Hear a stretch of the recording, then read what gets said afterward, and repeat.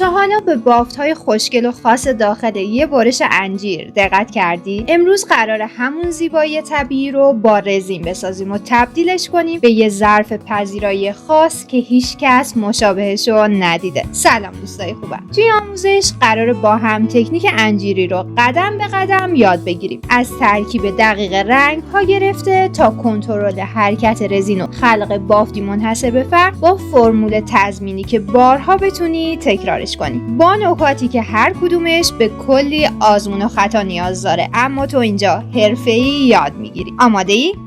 بریم سراغش. ترکیب رزین. تو این آموزش قراره با هم یه ظرف پذیرایی با تکنیکی که بهش میگیم تکنیک انجیری بسازیم. چرا این اسم؟ چون قراره شبیه برش یه انجیر واقعی کار کنیم، یعنی یه پوسته روشن دور کار و یه مرکز رنگی که شبیه دونه های وسط انجیر به نظر میرسه. برای شروع مقدار رزینی که نیاز دارم و با ترازو اندازه میگیرم و نصفش پارتنر بهش اضافه میکنم. هم زدن رزین خیلی مهمه، حداقل 3 تا 5 دقیقه با حوصله هم بزن تا ترکیب کاملا شفاف و بدون رگه بشه. من معمولا برای ترکیب کردن رزین از لیوان‌های کاغذی استفاده میکنم. خوبیش اینه که وقتی رزین داخلش خشک بشه میتونی دوباره ازش استفاده کنی بدون اینکه تأثیری توی فرآیند کارت داشته باشه. هم اقتصادیه هم محیط زیستی، چون زباله کمتری تولید میکنیم. اندازه‌گیری دقیق رنگ‌ها. همونطور که توی آموزش بافت مرجانی با هم یاد گرفتیم،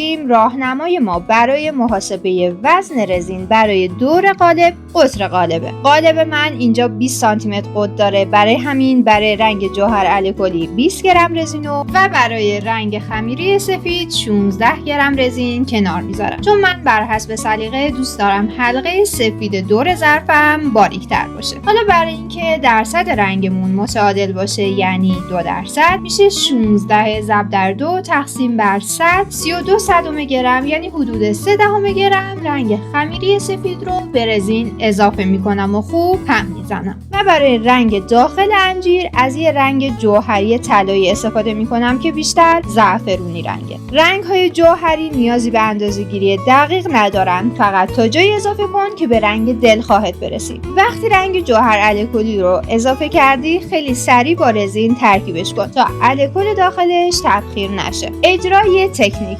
قالب سیلیکونیم رو روی یه سطح صاف و تراز قرار میدم. این مرحله خیلی مهمه، چون هر شیب کوچیکی ممکنه باعث بشه رزینت به یه سمت جمع بشه. و میرم برای اجرا. رزین در ترکیب با سفید خمیری رو دور تا دور قالب میریزم. بعد رزین در ترکیب با جوهری رو کنار لایه سفید میریزم. از کنار رنگ جوهری رزین بیرنگ رو میریزم تا کمک کنه رنگ ها راحت تر به سمت مرکز بیان. اگه دوست داشتی میتونی برای مرکز ظرفت از انواع اکریل یا ورق طلا استفاده کنی که جلوه بیشتری به کارت بده. و فندک گیری رو به صورت مارپیچ یا حلزونی چند بار تکرار میکنم تا رگه های بافت روی سطح ایجاد بشه. اینجوری مطمئن میشم که بافت من پشت قالب شکل گرفته. نقش غلظت رزین در شکل گیری بافت. اینجا یه نکته خیلی مهم دیگه هم هست. غلظت رزینی که استفاده میکنیم روی شکل نهایی بافت تاثیرگذاره. رزین های غلیظ مناسب برای بافت های درشتر و به قولی گره‌ای،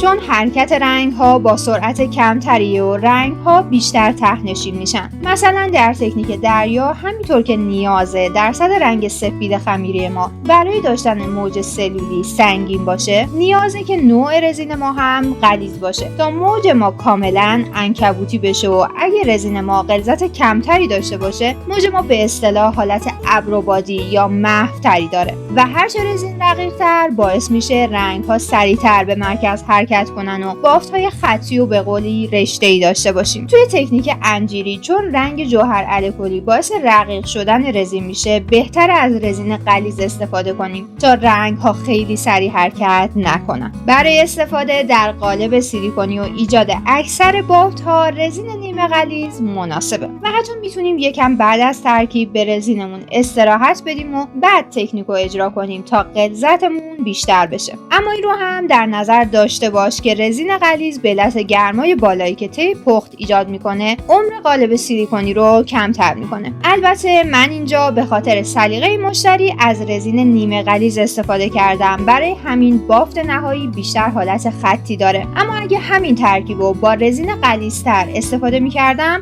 بافت درشتری میساخت. پس با هم یاد گرفتیم که علاوه بر درصد رنگی که به رزین اضافه میکنیم، با تغییر غلظت رزین هم بافت ما متفاوت میشه. پس با سلیقه خودت انواع حالتها رو امتحان کن تا سبک دلخواه خودت یا مشتریت رو بسازی. جزئیات نهایی: وقتی ظرفت کامل خشک شد و از قالب جدا کردی، میتونی طبق سلیقت لبه هاشو رنگ کنی. میتونی از همون تکنیکی که توی ویدئوی آموزش بافت گره یاد گرفتیم برای ساخت ورق طلای مایع استفاده کنی و دور ظرفت رو طلایی کار کنی. خب وقتشه بریم سراغ یه دنیای دیگه از بافت ها. توی ویدئو بعدی قراره با یه تکنیک جدید آشنا بشید. یه بافت جذاب که اسمای مختلفی داره، مثل پوسماری یا مخمل. اگه دنبال یادگیری یه تکنیک جدید و گسترش کار هنریت هستی، حتما منتظر آموزش بعدی باش. تو ویدئو بعد میبینمت.